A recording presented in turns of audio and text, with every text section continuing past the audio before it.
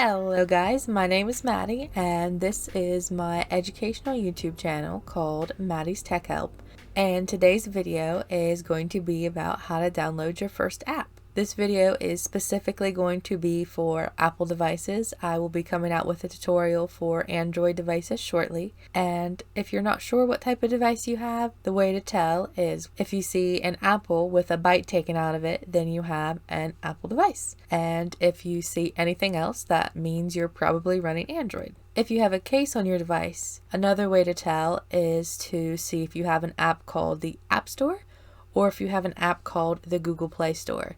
If you have the Google Play Store, that means you have an Android device. If you have an App Store, that means you have an Apple device.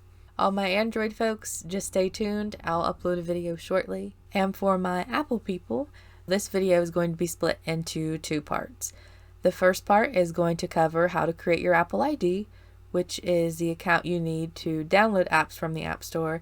And then the second part is actually going to follow the download process. And with that, let's jump right in and get started.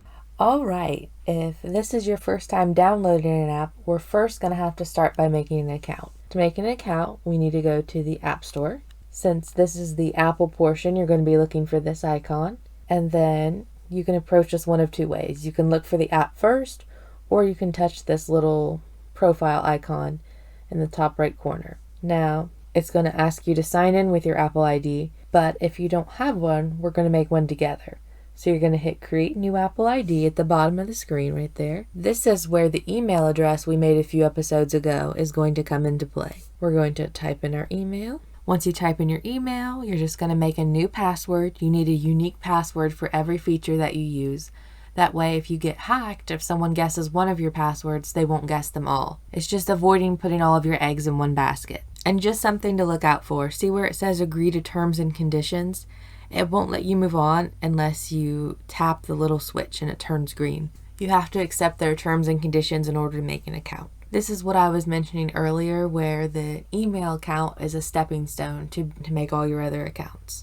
Because without your email, you can't sign up for anything else. So I'm just going to cut until after I've created my password. Once you've entered in your information, you're just going to hit next.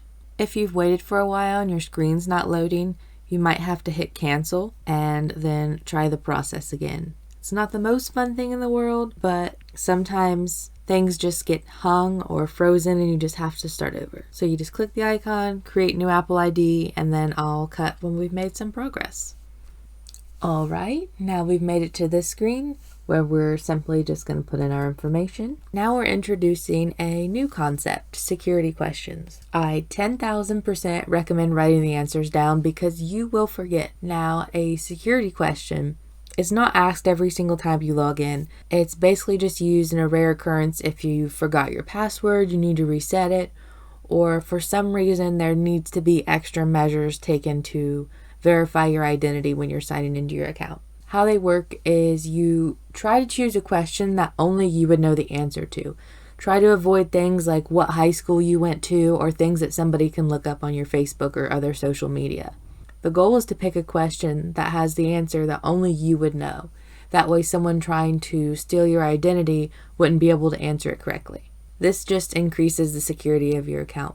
But definitely write down your answers. And don't be afraid to try to come up with some tricky ones. You can even put an untruthful answer, like lie about what high school you went to. That way, if someone is trying to steal your identity and they look up where you went on Facebook, they'll get it wrong.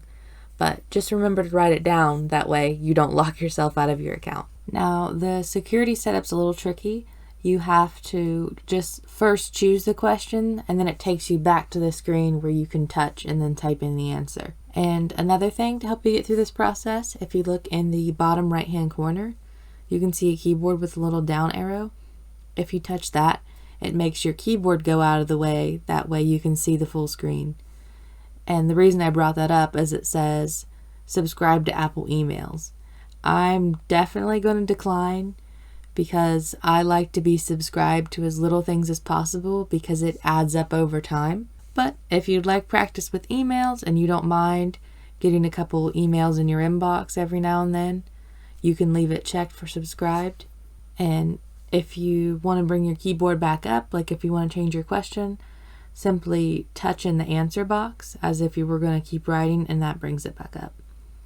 And then we're just going to hit next to move on. All right, and now it brings up payment method. And you might be wondering why it asks this. The reason they want to know your payment information is because some apps cost money, or some free apps sell in-app purchases where you can pay real money to get things in-game. Luckily, you can just hit none if you don't want to type in your credit card information, but you do have to put in your address. So you just simply tap in the required box and then fill out all that information. After I get finished typing that in, I will cut to when the next screen appears. Another tip is some iPads, you see the little light gray numbers above the letters. If you swipe down, you can make the number pop up rather than having to hit the 1, 2, 3 and then hit the number and then go back. It just saves you a second or two. Alright, after I type my information in and hit next, I'll show you the next screen. And this is why the email is necessary. This is an email verification process. This is very common. How it works is they send a code to your email, and then you have to sign into your email to open it to see the code, to type it in and prove that it's you. Once you sign into your email and see the code, just type it in here and then hit verify in the top right corner. And now we just wait for our Apple ID to be set up. That was fast. Now we just hit continue, and now we have access to millions of apps. You can download anything from a calculator to the Bible to Candy Crush, TikTok, YouTube, anything. If you're looking for ideas, you can scroll through the top free apps. There's limitless options out there. And they even have a dedicated new to iPad section to get you started. And they have everything from Duolingo, where you can learn another language, to Pinterest, where you can get ideas on how to decorate your space. And now we have our account set up. I'm actually going to hop over to my iPhone for the next part of the tutorial, just so you can see what the App Store looks like on a different device. All right, so where we're going to start is the App Store, because all Apple devices get their apps through the App Store. Now, to get to the App Store, it's going to be one of two ways. The first is you're just going to swipe back and forth on your home screen until you see a blue icon that looks like this with a white A on it that says App Store, or you can swipe all the way to the left. Once you've swiped all the way to the left, you'll see what's called the Spotlight search. Once again, you're just going to touch the magnifying glass that says search, and then you'll type A for App Store, and it pops up. And then you can just touch there. Either way, once you get the icon to pop up, all you have to do is tap it, and that will launch the App Store. Once you've launched the App Store, now you just need to simply touch the text box beside the magnifying glass and type the name of the app. Or you can also type the microphone to say the name of the app. Say we're looking for Tetris, for example. We'll touch the microphone, Tetris, and it will convert text to speech and type that in for us. And then we just hit the blue search button in the bottom right corner, and we can see what's loaded up. Now, since Tetris is what we want to download, we'll just simply touch in the space beside the word Tetris, then hit get. So you'll either be prompted to type in your password here for your Apple ID, or you can use the fingerprint sensor to unlock it. Either way, you're just verifying your identity, because some apps do require money to purchase. This app's free, so it doesn't really matter, but the App Store will always ask you to verify your identity. So you'll either type in your password or put your fingerprint in. All right, after you type in your password or use your fingerprint scanner, you are just going to wait for the app to download.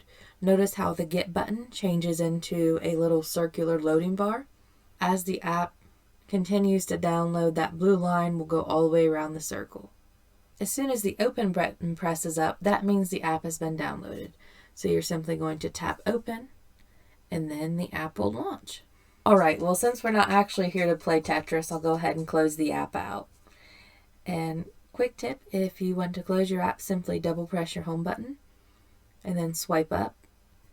on each individual app, and that will close your running applications. Now that the app's been downloaded, let's cover how to relaunch it. Normally, newly installed apps will appear on the last page of your apps, but as you can see, that was not the case this time. So if you download an app and you're unable to find it right away, definitely take a quick swipe through all of your pages.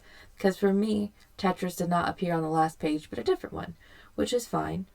If you want to move an app to another page, simply hold down on it and then tap Edit Home Screen, and then hold down on the app again and drag it, and then you can drag it onto a new page. And then when you're done moving it, tap your home button, and then you'll be good to go. Now that we've moved our app, we can simply just touch to launch it. So since we've covered how to download an app, I figure it's important to go over how to get rid of one too.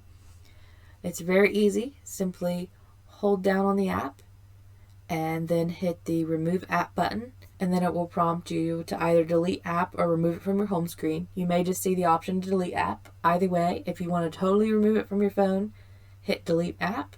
It will prompt you again just to make sure that you're sure.